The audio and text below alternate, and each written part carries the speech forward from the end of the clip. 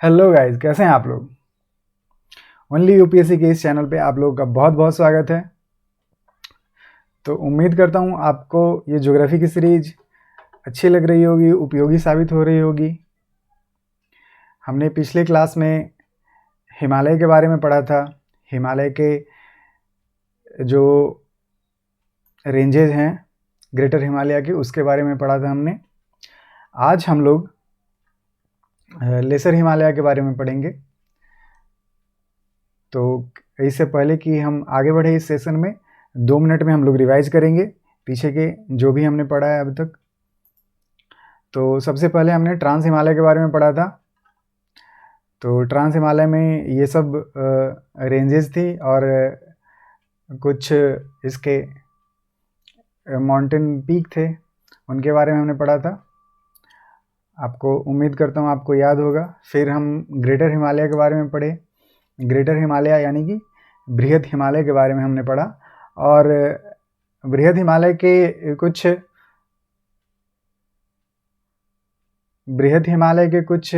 जो mountain peak थे, पर्वत शिखर, उनके बारे में हम लोगों ने पढ़ा। वो कुछ जो लद्दाख में पाए जाते थे, फिर उत्तराखंड में मिले, और फिर आगे बढ़ने पे हमें कुछ नेपाल में भी मिले। तो हमने सबके बारे में पढ़ा और सबके नाम भी याद किए थे हमने। तो चलिए अब इससे आगे बढ़ते हुए आज हम देखेंगे कि ग्रेटर हिमालय के बाद, ये जो बृहद हिमालय है, उसके बाद आज लेसर हिमालय में हम क्या क्या मिलेगा। लेसर हिमालय को हिंदी में लघु हिमालय बोलते हैं, ठीक है, लघु हिमालय। लेसर हिमालय का दूसरा नाम मिडिल हिमालय भी है। तो आपको कन्फ्यूजन नहीं होना चाहिए, इन दोनों में से कुछ भी नाम दिया हुआ रहे, लघु हिमालय, लेसर हिमालय, मिडिल हिमालय, सब एक ही बात है। तो आज हम पढ़ेंगे लेसर हिमालय के कौन कौन से माउंटेन रेंजेस हैं, कौन से माउंटेन पीक हैं। तो सबसे पहले इधर आते हैं ऊपर में। मैं हाइलाइटर ले लेता हूँ, आप लोग भी मैप निकाल लें एटलस में। उम्मीद करता हूँ आपके पास एटलस होगा। मैंने बोला था स्टूडेंट वर्जन का एटलस आपके पास होना चाहिए, ताकि आप अच्छे से इसे समझ पाएँ, फॉलो कर पाएँ, आप इसमें मार्क कर सकें। मैं ये एटलस यूज़ करता हूँ। उम्मीद करता हूँ कि आपके पास भी ऐसा ही एटलस होगा। इसका नया वर्जन भी हो सकता है, मे बी इसका कलर चेंज हो गया होगा। ये सेकेंड एडिशन मेरे पास है, तो मैं इसी से सारे मैप यूज करता हूँ आपको पढ़ाने के लिए। तो अगर आपके पास भी ये मैप रहेगा तो आसानी होगी आपको समझने में, और आप उसमें साथ साथ मार्क करते अगर जाएंगे तो आपको याद रखने में भी आसानी होगी। तो आज हम जो पढ़ने वाले हैं सबसे पहले लेसर हिमालय में, वो है माउंटेन पीक इसका, माउंटेन रेंज इसका पीर पांजाल। तो आप जम्मू कश्मीर का ये जो पार्ट है, ये जो मैप है, वो आप निकाल लें फिजिकल मैप का। मैं थोड़ा जूम कर दे रहा हूँ ताकि आपको साफ साफ दिखाई दे। तो आपको यहाँ दिख रहा होगा पीर पांजाल, पीर पांजाल रेंज, ठीक है। तो पीर पांजाल रेंज किस स्टेट में आता है, ये हम लेसर हिमालय में तो पढ़ रहे हैं, लेकिन अगर स्टेट की बात करें तो किस स्टेट में आएगा, ये जम्मू कश्मीर में आएगा। साथ साथ इसके कुछ पार्ट हिमाचल के भी स्टेट में आ जाता है। तो हिमाचल और जम्मू कश्मीर दोनों मिलाकर के कंबाइन रूप से हम बोलेंगे पीर पांजाल के रेंज यहीं पाए जाते हैं, ठीक है। वैसे तो ये लेसर हिमालय का पार्ट है, लघु हिमालय का पार्ट है, ठीक है। और फिर देखते हैं एक और रेंज है यहीं पे, आपको दिखाई दे रहा होगा इसके जस्ट नीचे, धौलाधर रेंज दिख रहा है, धौलाधर रेंज। तो धौलाधर रेंज भी जम्मू कश्मीर और हिमाचल प्रदेश दोनों स्टेट में पाए जाएंगे। तो 2 रेंजेज हमने अभी तक पढ़ लिए, 2 पर्वत श्रृंखला हमने पढ़ी अभी। मैं हिंदी में साथ साथ बोलते जाता हूँ ताकि कुछ लोगों को, कुछ विद्यार्थी को हिंदी में समझने में, मतलब इंग्लिश में समझने में दिक्कत होती है। तो मैं भरसक कोशिश करता हूँ कि जो भी नाम हिंदी में मुझे इम्पॉर्टेंट लगते हैं, मैं उनके नाम हिंदी में ज़रूर बोलूँ। आप लोगों को कोई शिकायत नहीं रहनी चाहिए इधर से, कम हिंदी के तरफ से एटलीस्ट। तो चलिए, ये पीर पांजाल की पर्वत श्रृंखला हो गई और फिर धौलाधर की पर्वत श्रृंखला हो गई। दोनों लघु हिमालय के पार्ट हैं, लेसर हिमालय के पार्ट हैं। दोनों जम्मू कश्मीर और हिमाचल प्रदेश दोनों स्टेट में ये फैले हुए हैं। तो फिर इसके बाद आ जाते हैं इधर उत्तराखंड में। ये पीर पांजाल के बाद और थोड़ा नीचे आएंगे, पीर पांजाल और धौलाधर के बाद नीचे आएंगे तो उत्तराखंड मिलेगा। उत्तराखंड का ये रीजन है। उत्तराखंड में आपको मिलेंगे मैसूर की रेंजेस। तो मसूरी रेंज मिले। मसूरी रेंज के बाद कुमाऊं की पहाड़ियाँ मिलेगी आपको। उम्मीद करता हूँ दिखाई दे रहा होगा आपको। मैं 1 मिनट चेक कर लेता हूँ। हाँ, दिखाई दे रहा है। क्या होता है, कभी कभी ये छिप जाता है मेरे वीडियो से। तो कुमाऊं की रेंजेस और मसूरी की रेंजेस आपने देख ली। इसके साथ एक और रेंज है, एक और यहाँ पे पीक है, नागटिब्बा पीक। नागटिब्बा नाम का एक शिखर है यहाँ पे, शायद इसमें दिखाई नहीं दे रहा होगा आपको, नागटिब्बा। चलिए कोई बात नहीं, आप नागटिब्बा यहाँ पे मार्क कर लेंगे। अगर आपको दिखाई नहीं दे रहा है तो यहाँ पे आप मार्क कर लेंगे क्या, नागटिब्बा रेंज, नागटिब्बा पीक। ये पीक है, नॉट रेंज। ये जो नागटिब्बा है ये पर्वत शिखर है, ये पीक है। जबकि मसूरी रेंज और कुमाऊं की पहाड़ियाँ भी पहाड़ी हैं। तो हमने अभी लेसर हिमालय में पढ़ा Pir Panjal range, Dhauladhar range, Nagtibba peak, Mussoorie range, Kumaon range. ठीक है। उसके बाद उत्तराखंड के बाद अगर नीचे आते हैं तब तो हिमालय का ये नेपाल में हिमालय का पार्ट चला गया। तो अब नेपाल का मैप हमें निकालना पड़ेगा। कल हमने जो मैप में पढ़ा था नेपाल के कुछ पीक के नाम, तो उसी मैप को फिर से दोबारा आज देखेंगे और देखेंगे इसमें जो लेसर हिमालय, कल तो हमने पढ़ा था ग्रेटर हिमालय का इतने सारे पार्ट थे, जितने भी पीक हमने पढ़े थे ये सब ग्रेटर हिमालय के थे। आज हम जो पढ़ रहे हैं वो लेसर हिमालय के पार्ट हैं। तो आज जो हम महाभारत रेंज की बात कर रहे हैं ये है महाभारत रेंज। आपको दिखाई दे रहा होगा नेपाल के इस मैप में। तो ये जो रेंज है ये महाभारत रेंज नाम है इसका। और ये किस हिमालय का पार्ट है, तो मिडिल हिमालय का पार्ट है, राइट। मिडिल हिमालय या लघु हिमालय जिसे बोलते हैं। इससे लिखने में दिक्कत होता है।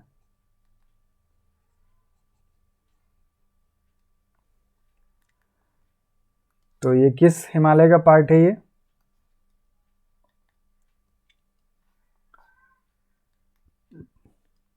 मिडिल हिमालय या लघु हिमालय का पार्ट है।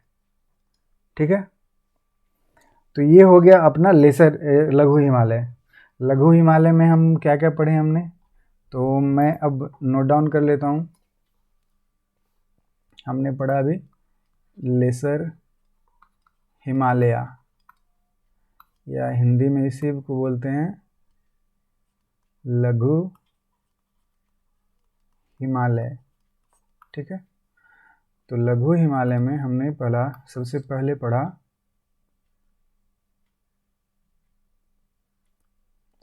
पढ़ा पीर पांजाल रेंज। ये कहाँ था, जम्मू कश्मीर में और हिमाचल प्रदेश दोनों में।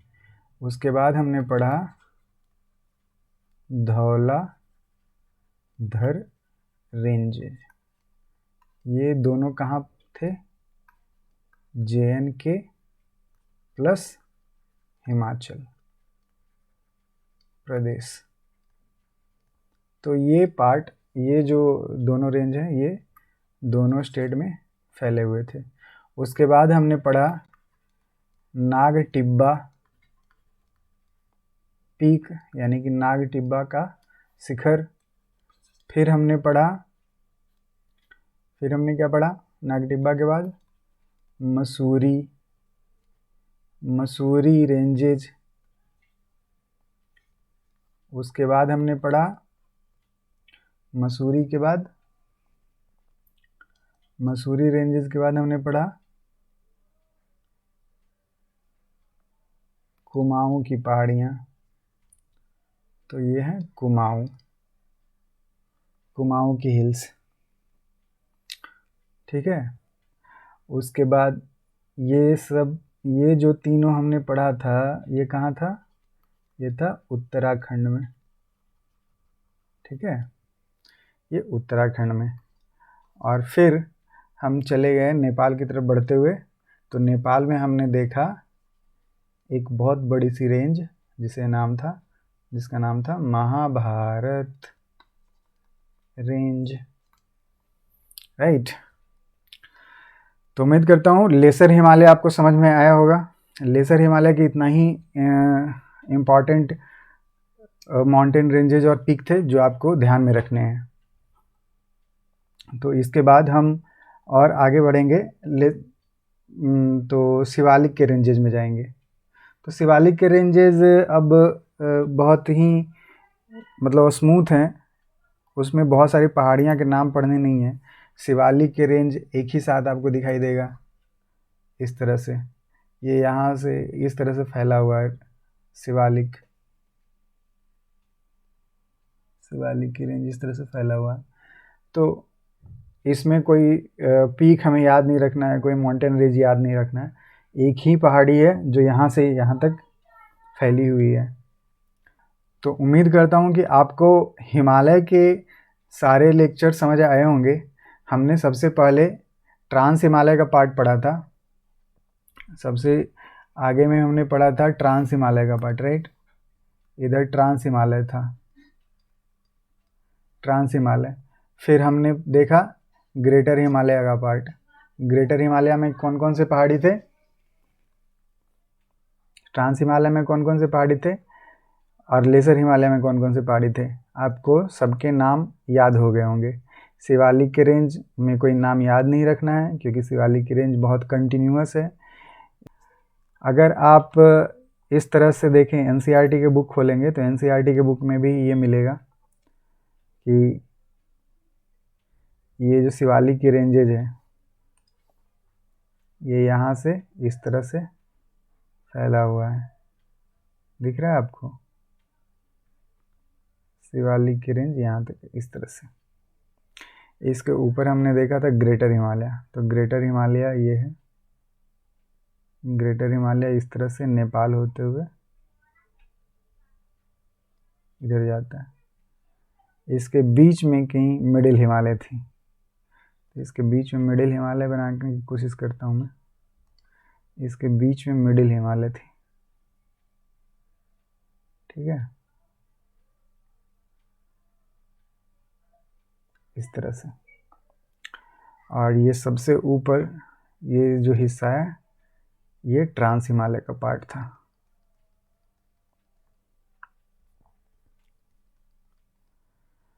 सबसे पहले हमने पढ़ा था पामीर की नॉट। पामीर की गांठ इसको क्यों बोलते हैं?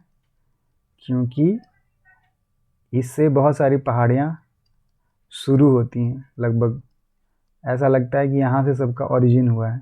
जैसे वेस्ट की ओर जाएं, पश्चिम की ओर जाएं तो हिंदू कुश, पूरब की ओर जाएं तो कुनलुन की पहाड़ियाँ, और इधर हम लोग अब जब भारत की तरफ आते हैं दक्षिण की तरफ, ये जो पामीर नॉर्थ से दक्षिण की तरफ जाते हैं साउथ की तरफ, तो हमारा हिमालय की पहाड़ियाँ सारी आती हैं। तो इसीलिए हम लोग इसको पामीर की नॉट बोलते हैं। इसे पामीर की पठार को दुनिया का छत भी कहा जाता है, आपको तो पता ही होगा। हमने देखा कि किस तरह से हिमालय का विस्तार नॉर्थ इंडिया में यहाँ से लेकर के जम्मू कश्मीर के एरिया से लेकर के नॉर्थ ईस्ट तक किस तरह से फैला हुआ है। इसके कुछ फीचर के बारे में जान लेते हैं। ये जो हिमालय के जो रेंजेज हैं इनके कुछ गुण हैं, उनके गुण के बारे में जानते हैं।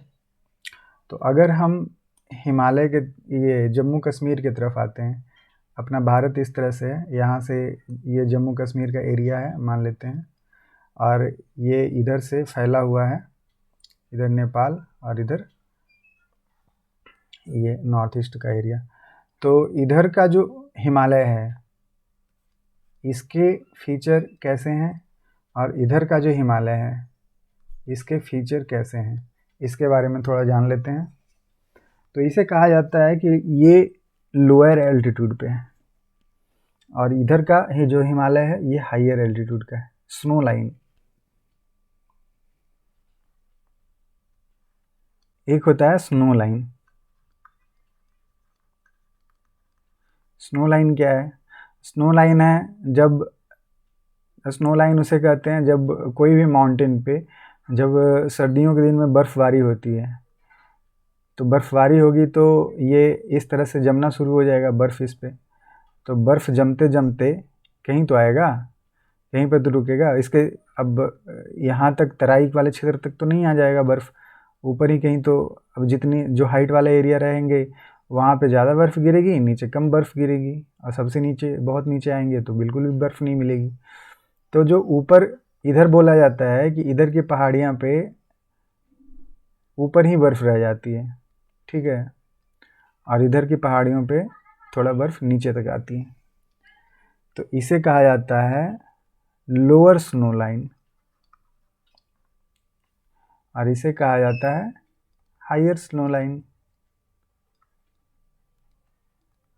ठीक है।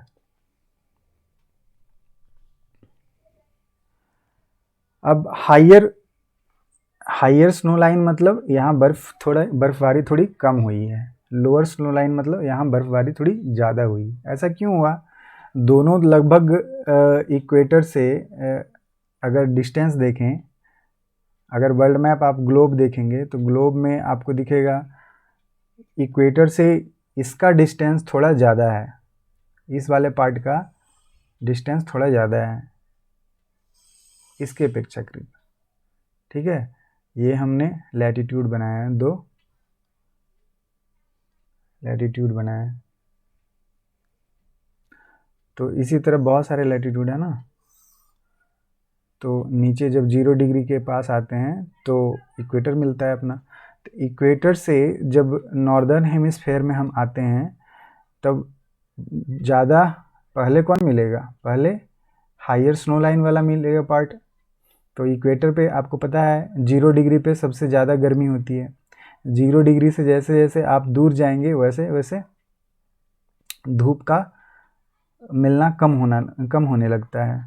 तो धूप कम मिलेगी तो ये बर्फ़बारी ज़्यादा होगी, तो स्नो लाइन ज़्यादा बनेगा। स्लो लाइन ज़्यादा बनेगा मतलब लोअर स्नो लाइन मिलेगा, मतलब बर्फ़ की ये जो बर्फ़ की लाइन रहेगी वो नीचे तक पहुंच जाएगी, तो इसे कहते हैं लोअर स्नो लाइन, और इसे कहते हैं हायर स्नो लाइन। यहाँ पे बर्फ़ इसके अपेक्षाकृत कम गिरेगी, तो ये बर्फ़ ऊपर ही माउंटेन के ऊपर पीक पे ही रह जाएगी। मैं दूसरे पेज में ले लेता हूँ।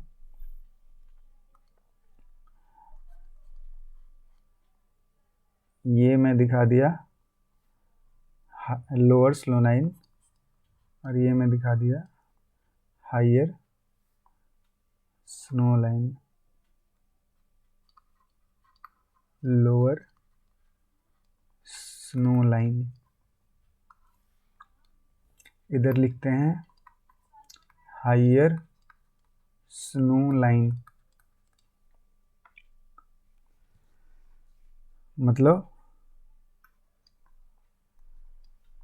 इसमें जो बर्फ़ की जो लाइन होगी ये नीचे तक आएगी, इसमें बर्फ़ की लाइन थोड़ी ऊपर ही रह जाएगी, क्योंकि इधर ठंड ज़्यादा होती है, इक्वेटर से ज़्यादा डिस्टेंस है, विषुवत रेखा से ज़्यादा दूरी पे है ये, और इधर जो नॉर्थ ईस्ट वाला जो पार्ट है इंडिया का, मैं यहाँ लिख देता हूँ नॉर्थ ईस्टर्न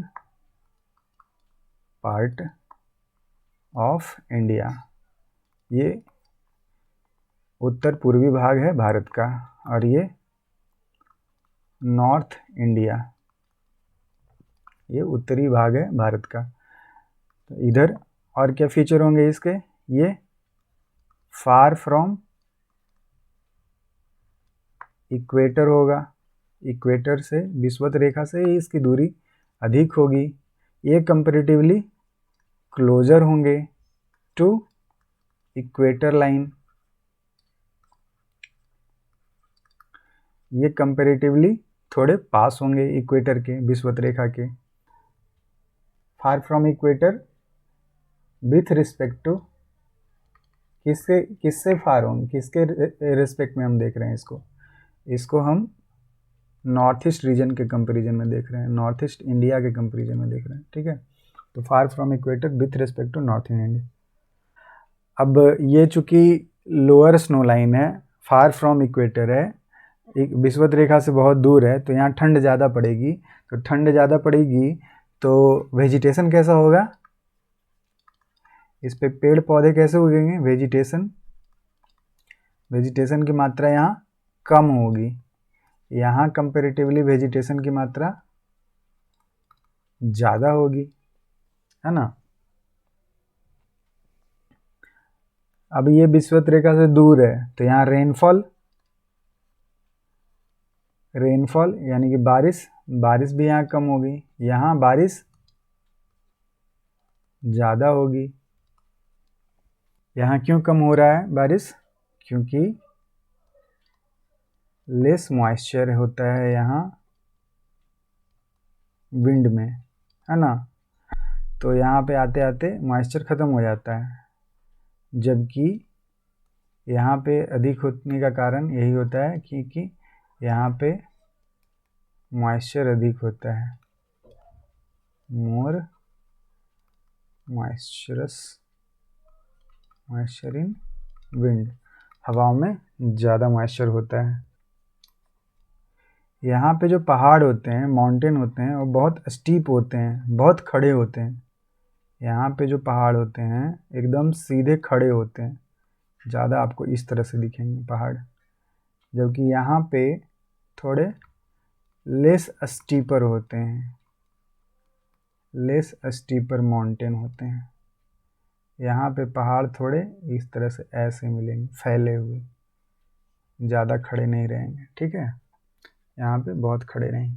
अब खड़े रहेंगे पहाड़ तो क्या होगा, यहाँ पे जो नदियाँ आएंगी, ये रिवर का स्पीड कैसे होगा, रिवर स्पीड अधिक होगा, तो यहाँ पे मिट्टी का कटाव कैसा होगा, मिट्टी का कटाव भी ज़्यादा होगा।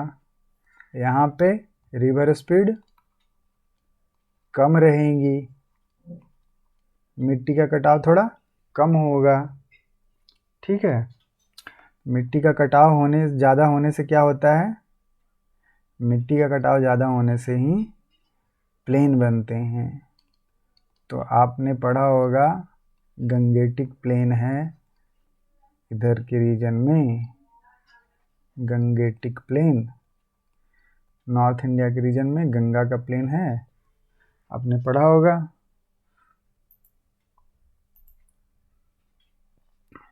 तो चलिए, ये था हमारा हिमालय का पोर्शन। हमने हिमालय के बारे में बेहतरीन ढंग से समझा है। उम्मीद करता हूँ इससे कोई भी किसी भी तरह का क्वेश्चन अगर आएगा आपको तो आप उसे सॉल्व करने में सक्षम होंगे। तो चलिए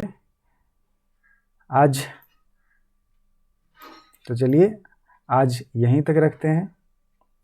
मिलते हैं आपसे अगली क्लास में आगे के लेक्चर के साथ। तब तक आप अपना ख्याल रखिए। धन्यवाद।